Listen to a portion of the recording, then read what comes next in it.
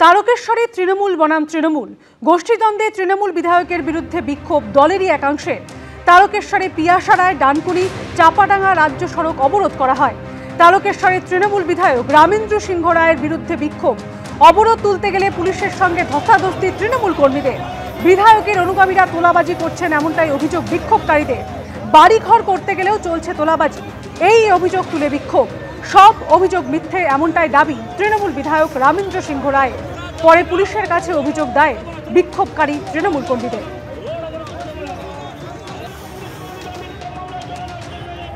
বাড়িতে বসবাস করেন, যখন বাড়ির ভিতরে প্লাস্টার করতে চাইছেন তাকে গিয়ে পারমিশন দেখতে চাইছে। তিনি ভদ্রমহিলা বলছেন যে আমার ভাই পুরনো ইন্দিরাবাসনে পাওয়া 20 বছর আগের বাড়ি, আমি এই বাড়িতে বসবাস করছি, এর আমি পারমিশন কোথায় পাবো? বলছে আমাকে 1.5 লাখ টাকা দিতে হবে, নাহলে বাড়ির কাজ করতে দেবো না, বাড়ির কাজ বন্ধ।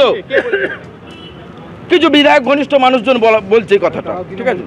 তারাও তৃণমূল করে। একজন ভদ্র মহিলার 20 শতক জায়গা জোর করে দখল করে নিয়েছে। একটা সরকারি ICDS এর টয়লেট বাথরুম করানোর আমরা 2 বছর ধরে চেষ্টা করছি। এমন কোনো ব্যক্তি নেই যার কাছে আমরা যাইনি। সেই টয়লেট বাথরুমের কাজ করাতে গিয়ে আমি 48টা সেলাই খেয়েছি, আমাকে মার হয়েছে, আমি 48টা সেলাই খেয়েছি। তারা আজকে নিজেদেরকে MLA লোকজন বলছে, আজকে আমাদের লজ্জা লাগে। আমি বলে তো তারকেশ্বরে নেই, সবাই মমতা বন্দ্যোপাধ্যায়ের অনুগামী। পঞ্চায়েত চালাচ্ছে ওরা, আর আমার নাম করে কেউ পয়সা নেবে তাহলে ওরাই নিচ্ছে। আমার বিরুদ্ধে বলছে, তাহলে যদি কাটমানি নিয়ে থাকে ওরাই নিয়েছে, যদি অত্যাচার করে থাকে মানুষের উপর ওরাই করেছে। আমার সঙ্গে যারা থাকে তারা পঞ্চায়েতে ক্ষমতায় নেই বা পঞ্চায়েত পরিচালনাতে নেই, তারা কেউ এসব কাজ করবার সুযোগই পাবে না।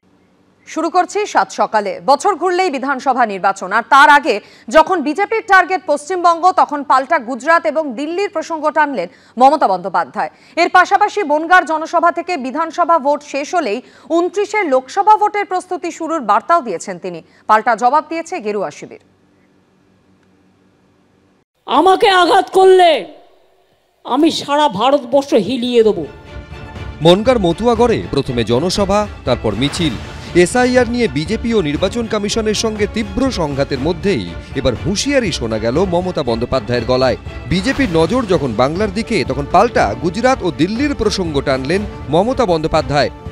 চিরকাল সরকারে কেউ থাকে না, 2029 বড়ই ভয়ঙ্কর, তোমাদের সরকার থাকবে না।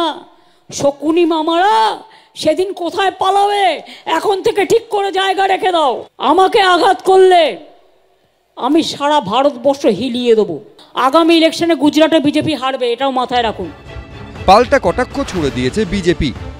যে নিজে জিততে পারে না নন্দীগ্রামে, আমার কাছে হারে 1956 ভোটে, সে নাকি ভারত হিলাবে, সে নাকি আহতবাদ, ভীষণ খারাপ। এত যন্ত্রণা কেন আপনার? আগামী বছর রাজ্যে বিধানসভা ভোট, তারপর 2029-এ লোকসভা নির্বাচন। মঙ্গলবার বনগাঁর জনসভা থেকে বিধানসভা ভোট শেষ হলেই 29 লোকসভা ভোটের প্রস্তুতি শুরুর বার্তা দিলেন মমতা বন্দ্যোপাধ্যায়।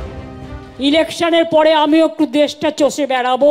আপনার যদি অতই দম থাকে, সামনে বিভিন্ন রাজ্যে নির্বাচন আসছে, সেখানে ভোটে দাঁড়ান, দেখি কত ধানে কত চান, কটা সিট পায় তৃণমূল কংগ্রেস। আসামে নির্বাচন আছে, তৃণমূলকে বলবো পশ্চিমবঙ্গের সাথে সাথে অসমে নির্বাচনে অংশগ্রহণ করতে, দেখি কত দম।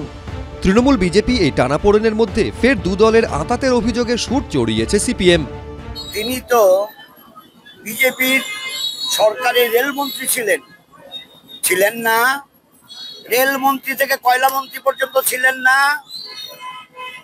তার আমাদের দেশের প্রধানমন্ত্রী মিস্টার অটল বিহারী বাজপেয়ী তার বাড়িতে যায়নি, তার মায়ের হাতে মালপোয়া খায়নি, তাহলে সেটা ভুল। আর যেটা এখন বলছে সেটা ঠিক, এটাও একটা বোঝাপড়ার অঙ্গ। 2026-এ পশ্চিমবঙ্গে ভোটের ফলাফল কি হয় তার দিকে তাকিয়ে রয়েছে গোটা দেশ, কারণ আগামী দিনে জাতীয় রাজনীতির ওপরেও এর প্রভাব পড়তে বাধ্য। নরেন্দ্র মোদী অমিত শাহর জুটি অঙ্গ কলিঙ্গের পর এবার বঙ্গেও জয়ধ্বজা তুলতে সক্ষম হয় না ফের একবার বাংলায় এসে মমতা বন্দ্যোপাধ্যায়ের সামনে তাদের বিজয় রথ থমকে যায়? সেদিকেই নজর গোটা দেশের। আশাবুল হোসেন, সমীরণ পাল, ভাস্কর মুখোপাধ্যায়, এবিপি আনন্দ। এবিপি আনন্দ, এগিয়ে থাকে, এগিয়ে রাখে।